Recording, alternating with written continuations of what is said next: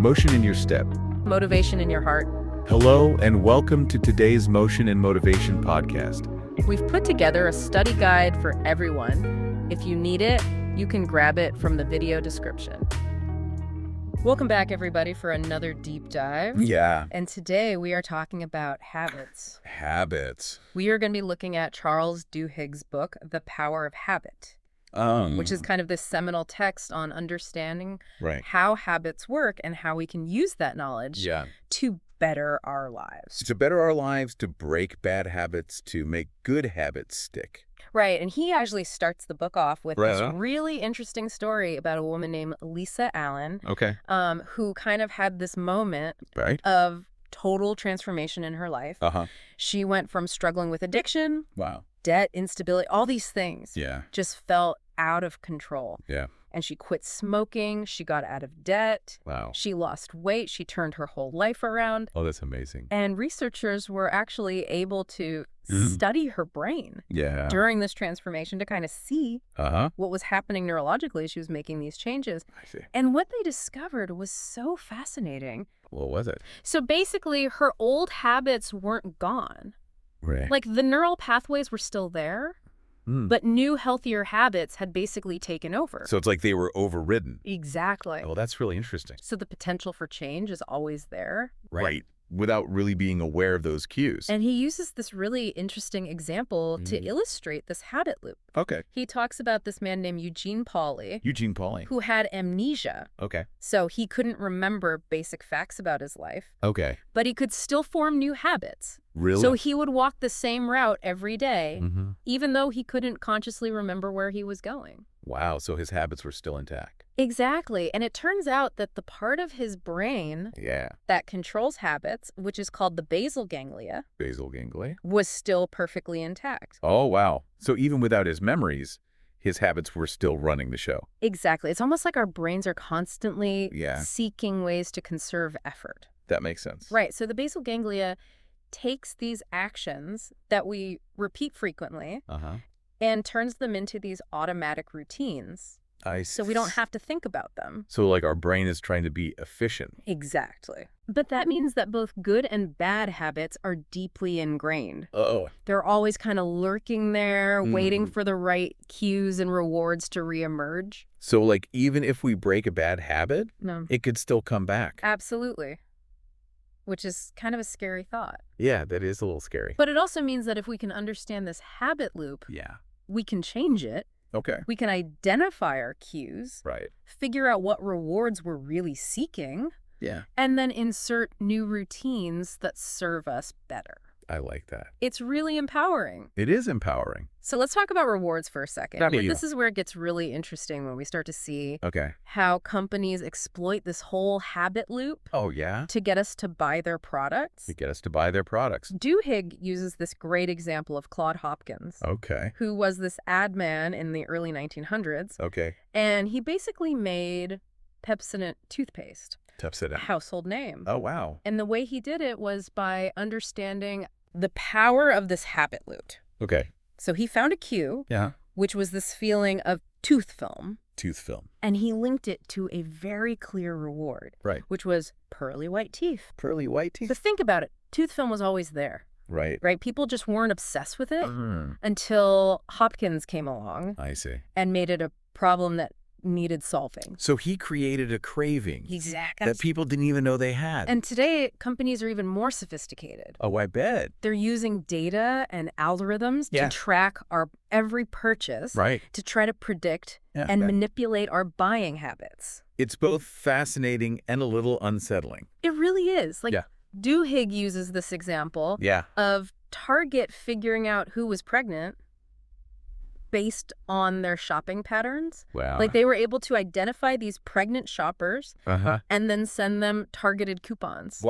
Sometimes even before the expectant parent had announced their pregnancy. That's kind of creepy. It is a little creepy. It's like, how do they even know that? It is. It's a little unsettling. Yeah, it makes you wonder, how much do we really understand about the data that's being collected on us? Exactly. And where do we draw the line between personalization and manipulation? That's a good question. So we've seen how habits work on an individual level. Right. And how companies can tap into them for marketing. Yeah. But what about habits on a much larger scale? Mm.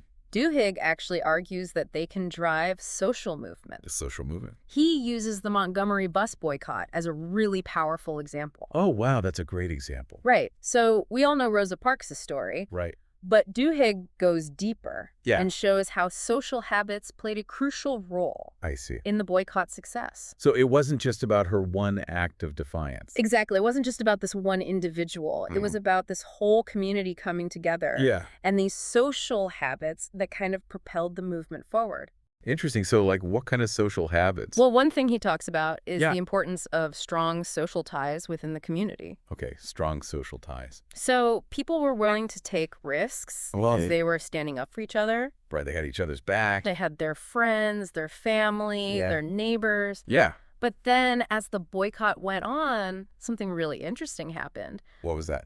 The weak ties became just as important. Weak ties. So these are the people you might see around, Okay. but you don't know as well. Right, just acquaintances. Exactly. And the social pressure of seeing your entire community participating, Yeah. the fear of losing social standing, Uh-huh. it kind of kept the movement going. I see. So it's like that pressure to conform. Exactly. It makes you think about the power of those social cues, right? Absolutely. If everyone around you is doing something, it's really hard to resist. It's hard to be the outlier. Yeah. And then Duhigg also argues that Martin Luther King Jr. Okay. played a key role Right. by tapping into the power of belief. The power is belief. So his message of nonviolence and equality Right. gave people this new sense of identity. Oh, I see. So they weren't just protesters anymore. They Yeah. were part of something much bigger. They're part of a movement.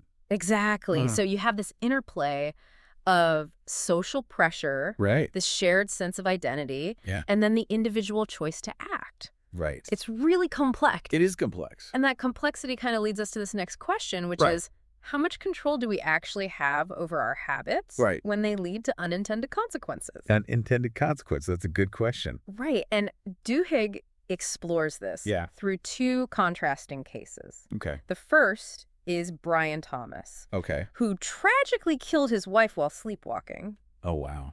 So it turns out that sleep terrors can actually trigger these deeply ingrained habits. Wow. And they can bypass conscious control entirely. So he was acting out of habit. Exactly. But he wasn't aware of what he was doing. And it raises this really difficult question, which is, Yeah. if someone acts out of habit without awareness, Right. are they truly responsible? That's a tough question. It really is. And to make it even more challenging, he contrasts this with Angie Bachman. Okay, Angie Bachman. Who was a woman who lost her inheritance to a gambling addiction. Gambling addiction. And casinos are experts at manipulating this habit loop. I bet. Right? They use rewards, they use near misses, all these psychological tricks to trigger cravings and get people to keep gambling. Yeah. And Angie was aware of her actions. Right. But her addiction had kind of hijacked her decision-making. So where do we draw the line? Exactly. That's the question. Yeah. When is a habit simply a bad choice? Right. And when is it a symptom of something deeper? Right. That maybe diminishes personal responsibility. Those are tough questions. Very tough questions. Yeah, and I think that's what makes this book so thought-provoking. Absolutely. It challenges us to really consider the complex interplay of habits, responsibility, and the power of our own minds. Definitely. Our own minds. And we're going to get into that a lot more when we come back from the break. Sounds good. It can feel a little overwhelming, right? Know. Like, are we just at the mercy of these ingrained patterns? Yeah. But Duhigg doesn't just leave us there, right? Right. He gives us a framework for changing these habits. Okay, so break that down for me. So where do we begin? Yeah. Well, it starts with awareness. Okay. You have to identify that cue, that trigger that sets off the whole habit loop in motion. Okay. So what is it? Is it a time of day, a particular feeling? Right. Specific place? Yeah. And once you pinpoint the cue, you can start experimenting with rewards to figure out, what are you really seeking? So what am I really craving? When you engage in that habit, is it stress relief? Yeah. A sense of accomplishment, connection with other people? Right. And once you understand the craving, you can then brainstorm alternative routines that satisfy that same need in a healthier way. Okay. So an example. An example. Okay, so... Like doom scrolling on social media. Okay. What's the cue there? What's the reward I'm getting? Right. So maybe the cue is feeling lonely at the end of the day. Okay. Right? You've had a long day. You come home. You're by yourself. Yeah. And you just kind of crave that connection. Right. But is endless scrolling really fulfilling that need for connection? Probably not. Probably not. So a better routine might be calling a friend or joining an online community that aligns with your interests. That makes sense. So the key is to create a plan. Okay. A specific if-then statement. Okay. So instead of just saying, I'm going to spend less time online, you would say, if I feel lonely after dinner, I'm going to call my friend Sarah. Okay. So this gives your brain a clear roadmap for that new behavior. Like rewiring those neural pathways. Exactly. But it's not just about the plan, right? No. There's this element of belief. Yes, absolutely. Yeah. You have to believe change is possible. Right. If you go into it thinking, I'll never break this habit. Yeah, you're setting yourself up for failure. You're setting yourself up for failure. Exactly. And I think that's where community support comes in. Right. Because surrounding yourself with people who believe in you, who are on a similar journey, can make a huge difference. It can. Tuhig talks about Alcoholics Anonymous as a great example. Okay, yeah. They provide that structured routine, a sense of belonging, the unwavering support of other people who understand that struggle. But even outside of organized groups like that, just having those one or two people in your corner, cheering you on, can really make a difference. Absolutely. And it's not just individuals that can benefit from this knowledge of the power of habit. Duhigg also talks about how organizations can leverage this to transform their culture to achieve these remarkable results. So give me an example. Okay, so he tells the story of Alcoa, this massive aluminum manufacturing company. Okay. And the new CEO, Paul O'Neill, decided to focus on one seemingly simple thing. What was that? Workplace safety. Okay. And a lot of investors thought he was crazy. Really? Because they wanted him to focus on, profits and things. The bottom line. The bottom line, yeah. But O'Neill understood that improving safety would require changing countless small habits throughout the organization. From how meetings were run to how equipment was maintained. Everything had to be reevaluated. So by focusing on this one thing, this one keystone habit. This keystone habit, he created this ripple effect that completely transformed Alcoa's culture. They became more efficient, more profitable, and of course, much safer.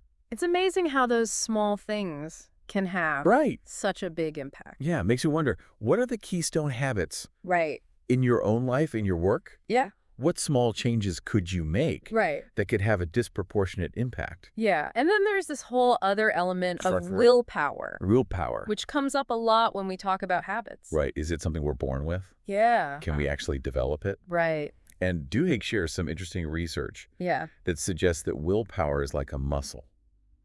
It gets tired with use. Oh, interesting. So the more decisions we make, the more we exert self-control. Yeah. The less willpower we have left for other things. Okay, so that's why it's so hard to resist that cookie. Exactly. At the end of a long day. At the end of a long day. Yeah, you've used up all your willpower. Right. But if willpower is a muscle, that means we can train it.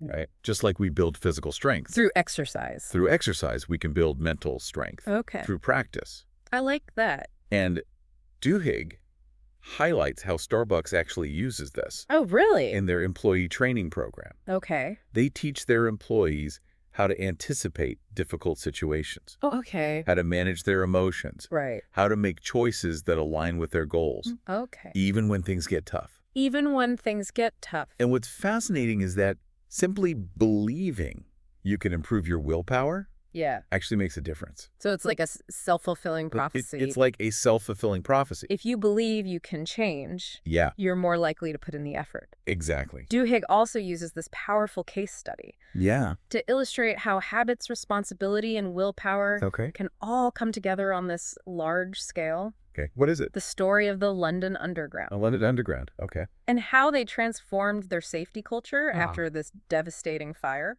Oh, yeah. The King's Cross fire back in 1987. Right. Which was this horrific tragedy. 31 people died. 31 people died. Right. And it was largely preventable. Really? It was a result of these small errors. Okay. And this deeply ingrained culture of complacency. Oh, wow.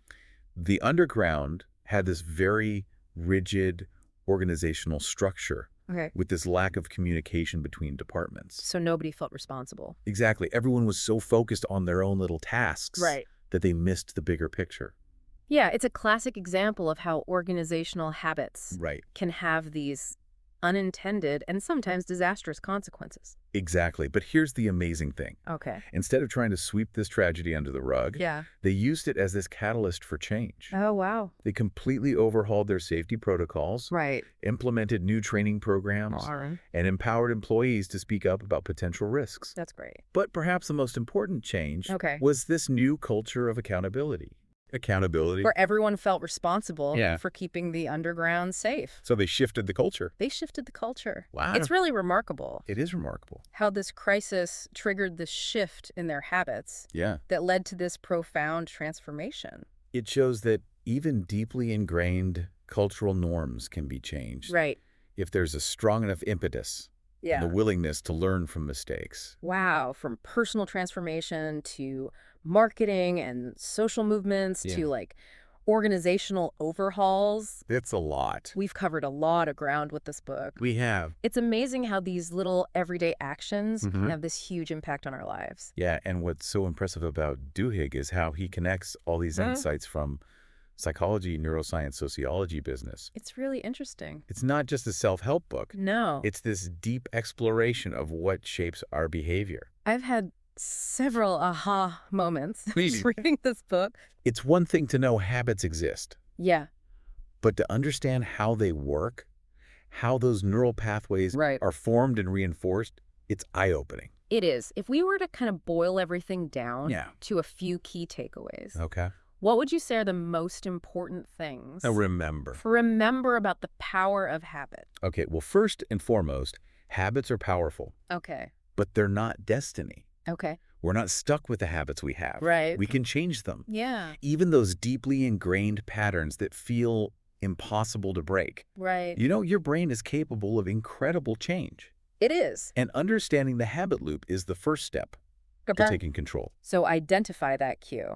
Figure out the reward you're craving. Yes. Experiment with new routines that satisfy that need. Exactly. And don't forget about belief. Yes, belief is so important. You have to believe change is possible. Yeah. Surround yourself with supportive people. Absolutely. And remember, they can. And this goes beyond individuals, right? Duhigg really emphasizes that habits shape organizations and societies. It's a call to action. It is. To think about the habits we're forming.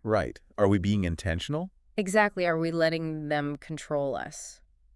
Or are we taking control?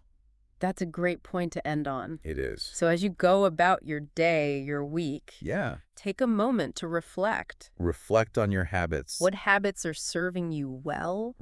What habits might be holding you back? And what small changes can you make today to start building the life you want? It's not about perfection. It's about progress. That's so true. And with a little understanding and a little effort, you have the power to shape your own destiny. Wonderful. Well, thank you so much for joining us. Of course. For this deep dive into the power of habit. We hope you found it insightful and empowering. Absolutely. And we'll catch you on the next one. Sounds good.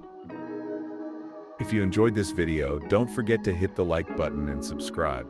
That way you won't miss any of our updates. Also, if you think this video could help others, please share it with them. Thanks for watching and for your support.